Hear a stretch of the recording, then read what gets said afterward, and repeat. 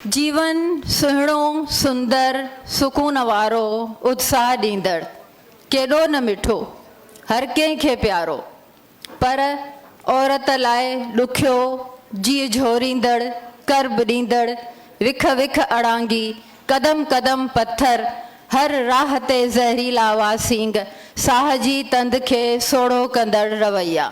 औरत अज़ल खां इन वीरान जीवन में रंग भरण ऐं इन न सलजंदड़ गुज़ारत जी माम खे परझण लाइ इन कड़ाण मां अमृत ॻोल्हे थी।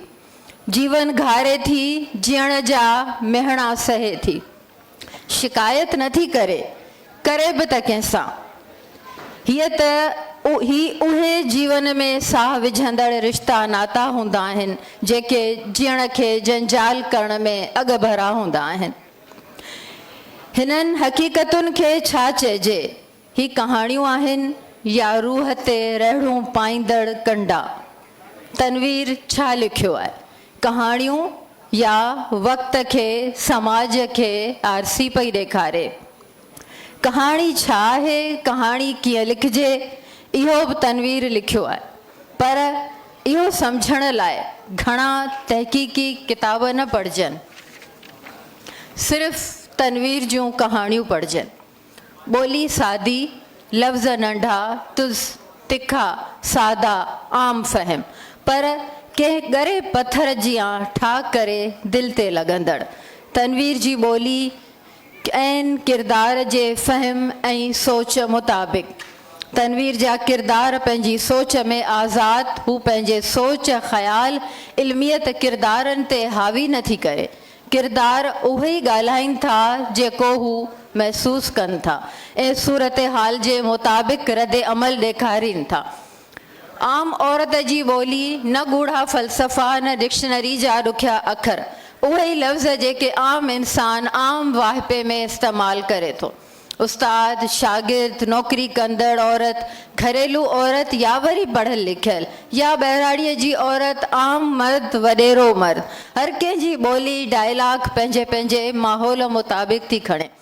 सिंधी पहाकनि जे इस्तेमाल सां कहाणी हक़ीक़त जे वेझो थी थिए ऐं आम वाहिपे में ईंदड़ ॿोलीअ में वॾी उमिरि जूं औरतूं अक्सर पहाका इस्तेमालु कंदियूं आहिनि। डॉक्टर तनवीर जे कहाणी जे मजमूए अमृत मंच कड़ाण में कुल 11 कहाणियूं आहिनि। हर कहाणी समाज जो चिटो अक्स आहे। कीअं न समाज जे कहिड़ी रवाजनि ऐं रस्मुनि में औरत पीसजे थी।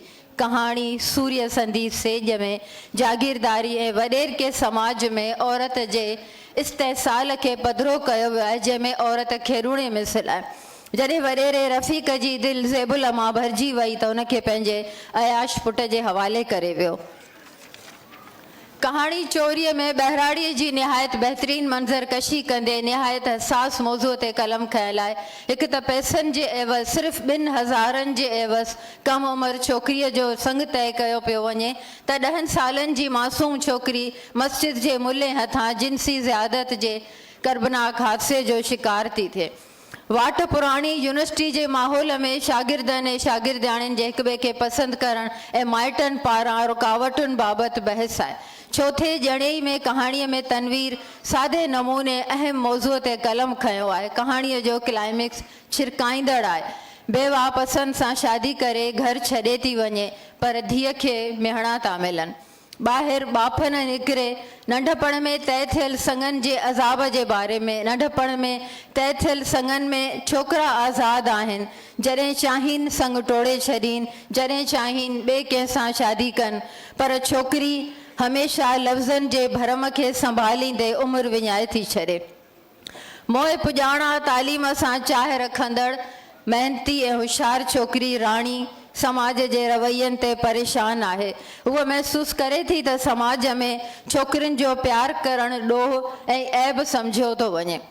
नंढी वईअ में हिन जी सोच औरत मुख़ालिफ़ रवैयनि खे नंदे थी, पर उहा ई मासूम पंहिंजे मामे हथां कारोकारीअ जी कुदी रस्म जो शिकार थी कुसिजी वञे थी। परदे पोयां नौजवान छोकिरनि ऐं छोकिरियुनि बाबति सोच जी अकासी कंदड़ आहे त उन्हनि खे छोकिरनि लाइ छोकिरियुनि खे ॾिसणु ऐं ताड़णु हिकु रोशो आहे।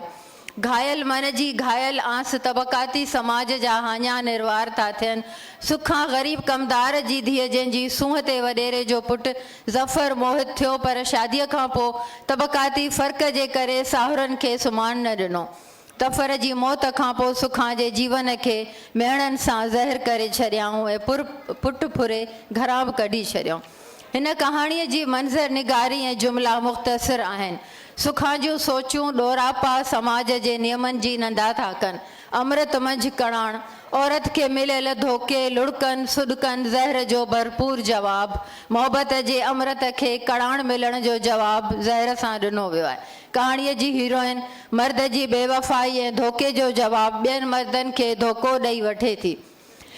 एबन हाणीअ जे कहाणीअ जा मजमूए जा मौज़ू समाजी मंज़र जे पस मंज़र में लिखियल आहिनि। ॼण त हर घर जी कहाणी छोकिरियुनि जे संगनि जे मामले में हिसासियत सां लिखियल आहे। छोकिरी जेका सादी शक्ल जी आहे, उन जे संग न थियण जे करे ॿी भेण जो मङणो टुटे थो। कसूरवार छोकिरीअ खे बणायो थो वञे। ॾाही मथियां में रज़िया ऐं ज़ीनत पढ़ियल लिखियल बाशऊर छोकिरियूं पर समाजी नियमनि जे अॻियां हाराए थियूं वञनि।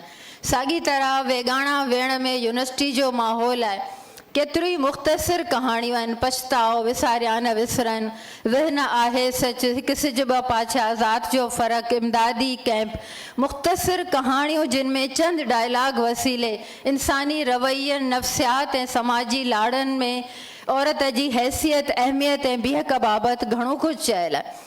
आम मर्दनि जी औरत बाबति राय, महफ़िलुनि में औरतुनि जो ज़िक्र, पढ़ियल लिखियल पेशावर ऐं नौकिरी पेशा औरत लाइ नंदा जा रवैया, नंढी उमिरि जी शादी, वॾेरे जी अयाशी,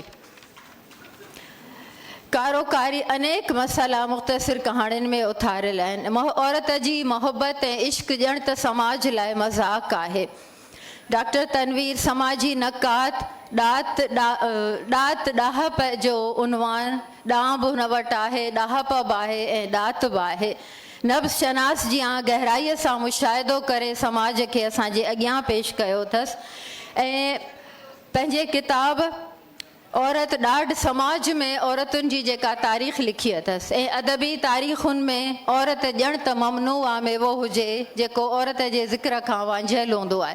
पर तनवीर बाक़ाइदा पूरी तारीख़ लिखी आहे जेका यकीननि जेका अहिड़े क़िस्म जा प्रोग्राम आहिनि त इहा हिकिड़ी नई तारीख़ रक़म थी रही आहे जेको उन ई दौर जो हिकिड़ो तसलसुल आहे। आख़िर में सिर्फ़ु हिकिड़ो ई जुमिलो तनवीर जेको लिखियो आहे, ख़ैरुनिसा जाफ़री जे प्रोफाइल में लिखे थी, अलाए छो असीं वक़्त खां अॻु में ई कंहिं न कंहिं दिलि जा दाइमी सहारा ऐं ईमान लाइ इंश्योरेंस पॉलिसियूं सम्झंदा रहंदा आहियूं। अलाए कहिड़ा कहिड़ा ईमान जा ज़ामिन ऐं अक़ीदनि जा नाख़ुदा जोड़ींदा रहंदा आहियूं, जॾहिं त ख़बर अथऊं त ज़मानतूं ज़ब्त थी वेंदियूं आहिनि ऐं पॉलिसियूं लैप्स थी वेंदियूं आहिनि। हीअ जुमिला हर हसास औरत जी जज़्बाती दुनिया जी अकासी कंदड़ आहिनि। महिरबानी।